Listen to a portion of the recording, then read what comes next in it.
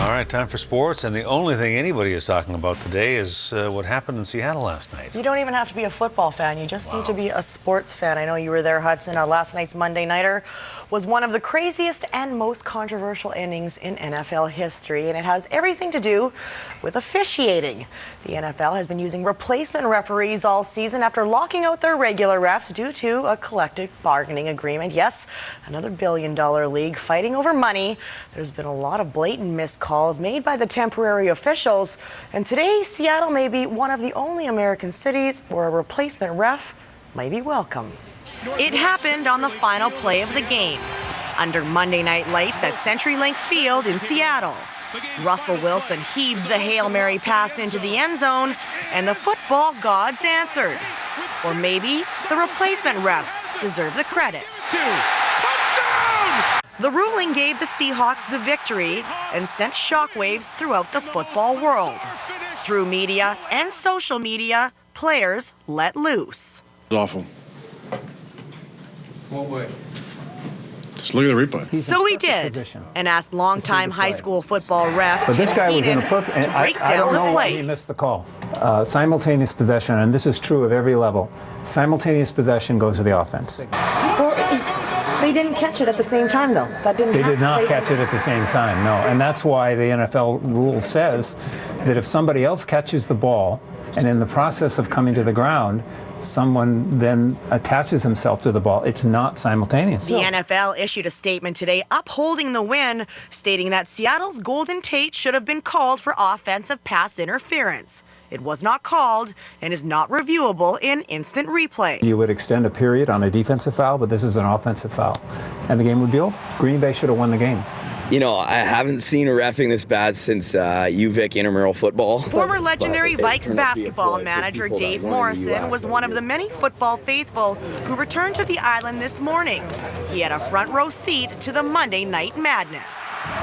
So we were like 10 feet away or like 15 yards away from the touchdown where it happened, like lower bowl. So we saw the one ref put his hands off and I started jumping up and down. It was just insane, absolutely insane. Wisconsin transplant Dick Bourbonnais watched the game on TV during a dinner party with friends in Parksville. It was awful. It was an interception. It should have been the ball game for the Packers. If there is one thing that both the Cheeseheads and the 12th men can agree upon after this Monday Nighter, it's that these college and arena refs are simply out of their league. That the professional referees should be there. And they're trying to get away with everything they can. Matt Schwab, the quarterback, had his ear ripped off on the weekend. Like, that's not normal, you know? Like, let's sort it out, NFL, and get the real refs back into the game. Let's do that. Well, with the Good Life Fitness Victoria Marathon set for October 7th, many are training for their first marathon. One local runner, though, is doing it a week later at the Toronto Marathon. To target a competitive time in your first ever race is one thing, but to aim for a Canadian record is amazing. Jordan Cunningham has more. Marilyn probably has the training age of a 25 to 30-year-old. But Marilyn Arsenault is not 25. How old are you? I'm 44 years old. The last time we caught up with her, she was finishing her master's degree in vocal performance while earning a spot on the Canadian World Championship cross-country team. 4 years later, the music career is on hold, but the running dream is in motion. The training over the summer has proven to me there's more I can do. Lochside Trail provides the perfect distraction for the pain and purpose of training for her first marathon, October 14th in Toronto. She targeted the same race in 2010, but a life-threatening staph infection put her in hospital the night before she was due to depart. Walking, let alone running, was out of the question. Reflecting on the road back is rewarding. It's just been a long journey, but a really interesting journey. I wouldn't want to go through it again, but I learned a lot. While it's not uncommon for someone to tackle their first marathon at 44, to target the Canadian record is something special. The Canadian Masters record would be great, like to bring that down. I'd be thrilled with that. Trent Stellingwerf is Marilyn's coach. Guiding a greenhorn can be a stiff challenge, but an older athlete is a gift. I think this is a great testament to someone who doesn't believe in their own age and that you're only as old as you think you are. Between vocal training and marathon training, something had to give, but once in a while, the pipes get a workout.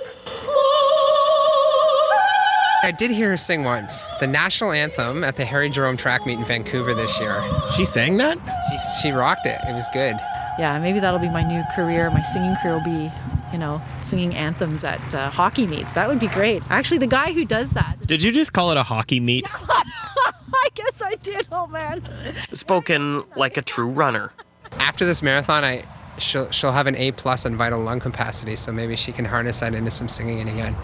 Jordan Cunningham, CTV Sports, Center. Well, thank you, Jordan. And Jordan Cunningham, not one to miss the most important meal of the day, especially not when it's being hosted by the UVic Vikes. This morning, Vikes Athletics hosted their 5th annual championship breakfast at UVic's McKinnon Gym. And while the student athletes served their guests, the CEO of Swimming Canada and national team coach Pierre Lafontaine kept the people entertained with his inspiring words.